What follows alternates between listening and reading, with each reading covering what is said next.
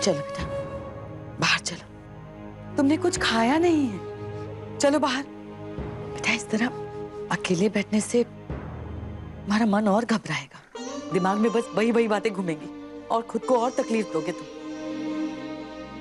हमसे हमसे कहाँ गलती हो गई माँ? क्या कमी रह गई थी फिर रश्मि ने हमारे साथ ऐसे किया? तू हमें छोड़कर चली गई। नहीं बेटा, इसमें तुम्हारी कोई गलती नहीं है। तुमने कच्चू गलत नहीं किया है, इसलिए ऐसा मत सोचो। पर तुम तो सब जानती हो ना, हमने हमारी तरफ से कभी कोई कसर नहीं छोड़ी उसे खुश रखने में। हमने कभी कोई शिकायत भी नहीं की उससे, यहाँ तक कि इस बारे में कभी उससे कुछ पूछा नहीं कि वो हमें बच्चा नहीं दे पा रही है। उल्टा हम आप सबसे लड़ते थे उसके लाने, इज्जत मान सम्मान से रखे थे उसे। जब से उसे ब्याह कर यहाँ लाए थे, उसने एक बार भी नहीं सोचा हम पे क्या बीतेगी। बस अपना सोच के अपने में हमें छोड़कर चली गई। हम तुम्हारा दर्द समझते हैं बेटा, पर इसके लिए तुम खुद को जिम्मेदार मत समझो। तुम्हारी कोई गलती नहीं है। माँ अगर मेरी कोई गलती नहीं है तो फिर रश्मि मुझे क्यों छोड़ के गई? क्यों छोड़ के गई? अपने आप को संभालो बेटा, गौरव संभालो अपने आप को, ऐसा नहीं करते।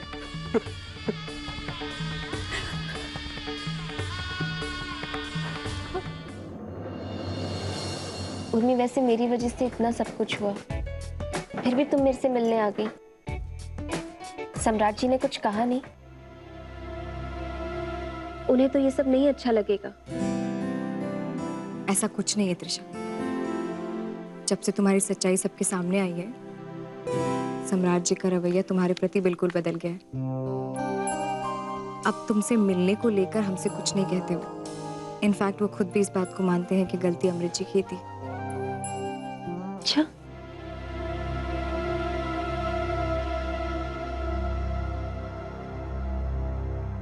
तुम इतनी परेशान क्यों लग रही हो? क्या हुआ है? क्या बताऊं उर्मी, पिछले कुछ दिनों से मेरे साथ हॉस्टल में कुछ अजीब अजीब सी चीजें हो रही हैं। अजीब अजीब सी चीजें मतलब? मतलब कुछ दिनों से मुझे ऐसा लगता है जैसे, लगता क्या है, मैं श्योर हूं कि मेरे सोने के बाद मेरे कमरे में कोई आता है।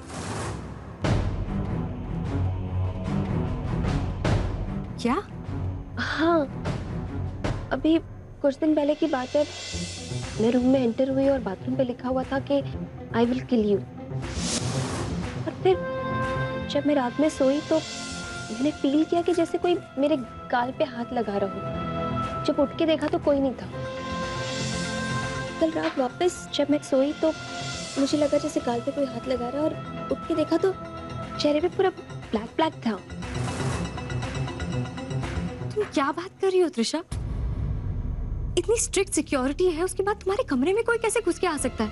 तुमने अपने हॉस्टल के मैनेजमेंट और वार्डन से बात की? उन्हें बताया इस बारे में? बताया उर्मी, कंप्लेन तक की। फिर? लेकिन सबका यही कहना है कि ऐसा हो ही नहीं सकता कि हॉस्टल में कोई इस तरह से घुस के आ जाएगा। पर मैं ऐसी थोड़ी ना हवा में शौकिया शिकायत लेकर पहुंच जाऊंगी उनके पास। मैं डैम श्योर हूं कि मेरे कमरे में कोई तो आता है मुझे तंग करने के लिए।